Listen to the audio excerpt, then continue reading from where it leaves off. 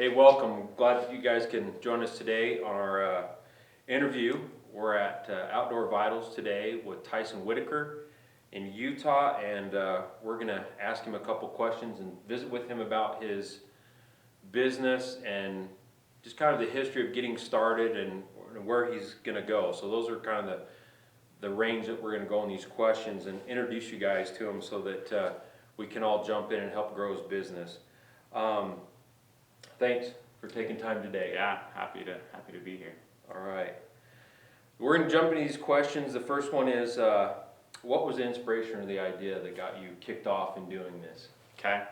So I always knew that I wanted to kind of be involved in business and also just wanted to involve my passions in whatever I did. And so growing up, I lived outdoors. My family was always going camping throughout the summer. But my family always camped in campers and did that whole thing. So when I'd go to scouts, I'd always have a bag that might work for a camper type situation, and that'd freeze my butt off. And I didn't have any of the knowledge to know things like, sleeping on a cot without a pad would freeze you and some of these. So every time I was out, with the scouts, I just froze. So that was always tough for me, and I didn't realize until I kind of got into college and was looking to buy some of my own gear that was really what the problem was. Is I was using really cheap gear. Half of it my parents had won at a class reunion and stuff like that. And I mean, it was just not the highest quality gear, and then I didn't have the knowledge either to add pads and some of that. So when I got into college and I wanted to start buying more gear and started looking at that end of it, all I could see was how expensive it was. So I was looking at getting a down sleeping bag and getting into some ultralight backpacking, and the price on a down sleeping bag, if you've looked at them, is pretty high. It was way above what I could afford going to school and working part-time. So I just kind of saw that as an opportunity. I'd spent some time in Asia, and I knew I wanted to do something with kind of connecting us with Asia and something with the online internet space. And so I came up with this business model where I'd bypass the retail stores and sell it only online. And the whole purpose of doing that was to bring down the cost of a down sleeping bag. And that's really as far as it went in the beginning, was let's get down sleeping bags here for less money. And so we started sourcing, or I started sourcing, buying a few different bags from different manufacturers over there. Got the one that I liked the most and started ordering from them. And I started the company with about $500. That's about all I could invest at the time that I started. And so I bought as many as I convinced them somehow to get us some gear, and sold it. Didn't make a dime on it because the prices were so high and for the orders and stuff. But I kept rolling with it. I had a little bit of an internet marketing background, and just kind of kept rolling with it and kept reinvesting and kept putting all the money that I could into the business because I could see the potential. And we were able to just kind of roll with it from there. So Cool. So there's a little bit of advice for you guys. Anybody who wants to start their own business, maybe you could start for $500. I don't know. What do you think? it's if you're crafty enough, you've got the skill set, you totally can. I got in at the very tail end of some opportunities that were available, and I was able to tap into those. Those opportunities that I was able to kind of dive into have since disappeared, unfortunately, where you've got to come in with more money now. But knowledge is always going to trump anything else, and there's ways that you could do it.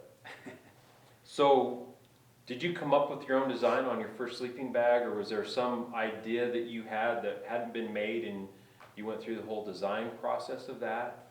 Yeah, so on our very first bag, it was pretty basic, really. I actually used an existing design that they had, and then I just started modifying it. So I didn't like how skinny it was. We bumped up the down quality off of what they were using.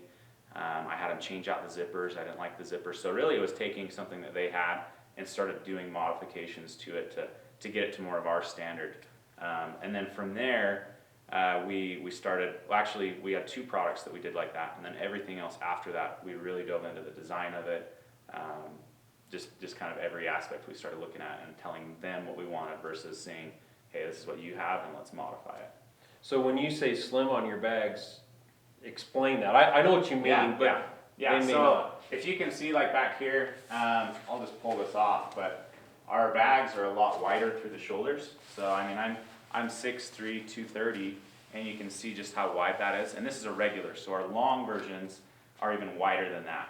So kind of something that I've come across is a lot of times companies will make their bags really, really skinny to save weight, save materials, it saves them costs, things like that. Well, when you're in a skinny bag, you gotta sleep like a mummy, and if you push out with your shoulders, you're compressing that insulation and it'll actually make you colder. So we just started listening to our customers, and that was one thing. They always wanted a bigger bag, and so we just started making it bigger. We made it 2 inches bigger, and the feedback came in, they still wanted it bigger, so we went 2 inches bigger. And now I don't think there's anyone that's got a bag that's nearly as wide as us, but people love us for that. So have you started a project or an idea that you had that failed? Yeah. In the very beginning, I didn't quite have everything dialed in perfect. So I actually sourced some headlamps at one time. I was selling headlamps. And I only did one order of those, and I said, you know what, no, this is too much. And we went back and we redefined what I was doing. So now we won't do anything that's not a sleep system, a shelter system, or a backpack. You know, the big three, that's all we'll touch now. But yeah, there's some things that we kind of did and we're like, well, let's back off of that. Or I've had one product that I got that was a cheaper synthetic bag, and it was a rectangular version. Just didn't align with what we were doing, but I thought we could still move the product, and you know, we haven't moved. So there's been a couple little ones, but I've been very fortunate of all that we've done. I've only had, you know, maybe 2 small projects where I didn't lose money on them, but we just kind of had to liquidate them and pivot. All right. So the next question I kind of wanted to talk about, and you've already alluded to it a little bit, but tell everybody about your actual business model. Go into a little bit of a detail, which explains your pricing and whatnot. Can you touch on that? Yeah, absolutely. So when I was in college, I was working for another company, another online company, and half the stuff that we did, we would source ourselves. The other half the stuff we would retail for other companies. So those of you that don't understand that term, basically that's when we'd buy it from another manufacturer, we bring it in, and then we sell it for them.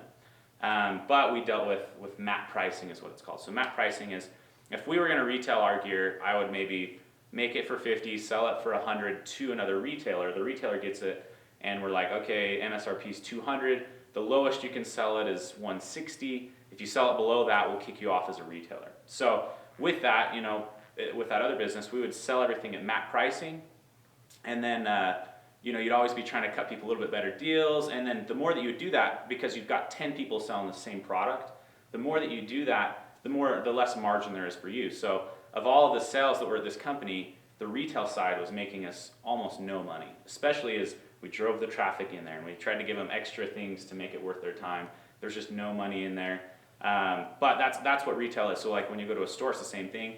They get it from the manufacturer, they mark it up again, and then they sell it to you. So being a younger guy, I've just, you know, I live online quite a bit, and so I realized that through videos and through better interaction with customers and through better photos and things, we didn't need other people to sell our products, that we could cut those guys out and just pass those savings straight on to customers. So rather than us make it for 50, sell it to a retailer for 100, we make it for 50 and sell it to consumers for 100. And that obviously is going to save you, you know, that 60 to an extra $100 that a retailer would be taking. And I just felt like there wasn't enough value being created in that market to justify it with the tools that have come along now. So go through a little bit. You've got sleeping bags. So what are some of the other products you have, and what are some things you're looking at that you can talk about, that you want to talk about over the next couple of years? Okay, so I dove really deep into sleeping bags when I started. That was something I was very strategic about. I wanted to get our foot in the door with something. And so we made a whole variety of sleeping bags, really cut our teeth with those. And then this year was the year where we had a big enough audience, and they were just demanding that we release other options. So this year we released a backpack, a 60-liter backpack. There's a 45-liter version of it coming out here pretty soon, and that had a really good reception. We like to pre-sell things actually, so we pre-sold a ton of those, and it's done really well in the market. We've also got a tent that we've released now. It's not shipping yet, but it is. You can see all the details on that. Sleeping pads, we're going into that. And then, this week we actually released a hammock video, and we're going to be releasing tarps for the hammocks as well, which tarps can be used on the ground, but they're a little bit more designed for the hammock. So we've really covered a lot of that. But the thing that might be just a little bit ahead, because most people that follow us can have known about those things, but we do have another project that's coming out here pretty soon that I can speak a little bit to. It's actually a patented insulation piece that goes with a hammock. I think that, well, we've seen that we've really cultivated a lot of hammockers, and so when we released the hammock video and we did it on pre-sale, it was the biggest pre-sale we've ever done, hands down. And so this particular piece though it aligns with our business model of trying to, or our business motto, I should say, of opening the outdoors. So the whole purpose, like I said in the beginning, was to make the gear cheaper by going direct to consumer and some of those things. One of the ways that you can make things cheaper is by eliminating the need for duplicates. So with a hammock, you've got to have your underquilt, you've got to have your top quilt, or you've got to try to put a sleeping pad in there and kind of fight the pad all night. And so there's not really a way that you can't end up duplicating your gear. Yeah. So with the system we're going to be releasing, much like our Aries system, it's going to be a modified and improved version that can be used on the ground or in the hammock. And the prototypes that I've tested and used have been phenomenal. I can't probably release it here, but that's what's in the works, is some pieces that will allow you to sleep on the ground, fantastic, or sleep in the air, fantastic. And I'm pretty excited about them because when I use that system, I'll be able to go down below 20 degrees, and in fact we'll actually have a 0 degree version, so I could get down into the 5-10 degree range, and my whole sleep system is going to weigh less than 5 pounds. I'm excited for that. I'm a big hammocker. I absolutely love the hammock. My twins and I got into it a couple years ago, and we've really expanded out, and there's some neat opportunities there. So where do you see OV in, say, 5 to 10 years? So for me, I love what I do. I've talked to different investors that have said, hey, you've grown it this much, you're 26 years old, sell the company and just live your life, be done. And to me, that's not really an option, because I said, well, what will I do when I wake up on Monday morning? I love waking up on Monday mornings because I love going into work and I love what I do. So for me, this is going to be a family-owned company for as long as I live. And so with that, though, it allows us to focus on 5 and 10 year objectives. So far, the company has 5x'd and 3x'd year over year. And so our goal going forward is to continue to grow at about double every year. So in 5 to 10 years, I think we'll be pretty well known in the industry. We've got some serious advantages, I think, to our business model, to the way that we're marketing ourselves and the way we're cultivating a tribe. So 5 to 10 years, I think we're going to have more of a lineup like our sleeping bags, in backpacks, in sleeping pads, in tents, in hammocks, and in those big 3 of backpacking. But I think we'll have a lot of options there. I think you'll see a lot more innovation out of us. And yeah, I hope that we can come up with some really unique ways to help eliminate double buys, buying a backpack for this, a backpack for this, a tent for this, tent for that, coming up with some really versatile pieces of gear.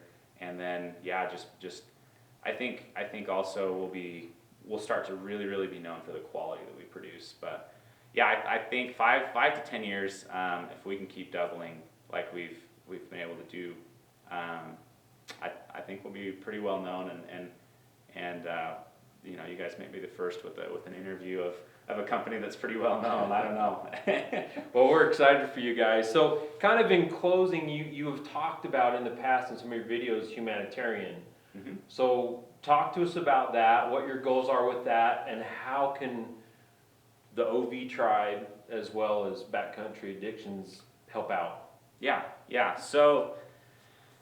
So this is a fairly new project for us. We're actually, it's the first time in 2017 that we've initiated this. So what we're doing is we're going to take 1% of our top line revenue, similar to like a Patagonia, and we're going to donate that into third world projects that we feel like can be sustainable, not projects that are, you pay for it once, it happens once and then it's over. So more things like digging wells to get clean water. We've looked at things like, one thing that's interested in me is microloans. Being a business guy, I know just the power of businesses and how they can transform lives. But things that can self-perpetuate is what we're going to be doing at that 1%. As far as that goes, there might not be quite as much. The other side, that I think a lot of our customers could be doing is more of working on some green initiatives and things like that. We're going to be releasing more content on that in ways that they can help eliminate some of the pollution and some of the things that are happening as we're producing all this stuff. And I've kind of touched on a few videos, you know, trying to buy once instead of, you know, buy a nice sleeping bag, let's say, and make it last 20 years versus replacing your sleeping bag every 2 to 3 years. You think about that, you know, instead of doing the same amount of pollution for 5 bags, you're doing it for 1, some things like that. But the other thing is to become an active part, I think, in your community and making conservation everyone's job. Conservation and protecting the outdoors really is everyone's job. And if we don't look at it that way, we're going to be divided, and it's going to keep getting soaked up. A lot of public land is getting sold off to private all the time. When it gets sold to private, there's a lot of the protection for that land disappears, and our access to it disappears as well. So, you know, taking part, joining groups that are working on things that help with the environmental causes, and just taking ownership of it, I think, is the #1 thing you can do. But in the future, maybe there'll be ways that we can help to focus our energies and our followers to focus maybe on one project and help push them in the right direction, if that makes sense. Yeah. Because kind of what I'm saying right now might be a little bit broad for some people to take an initiative. So hopefully we'll be able to make some strategic partnerships and then along with our content help push people in the right direction. Cool. Well, we're excited for these guys. We want to have you guys jump onto their website at outdoorvitals.com. Mm-hmm. And then look at their YouTube channel as well. We'll get some annotations in here somewhere, and you guys can jump in there. We appreciate your time. Yeah. Thank you. It's been a lot of fun, and we'll see you guys on the next one.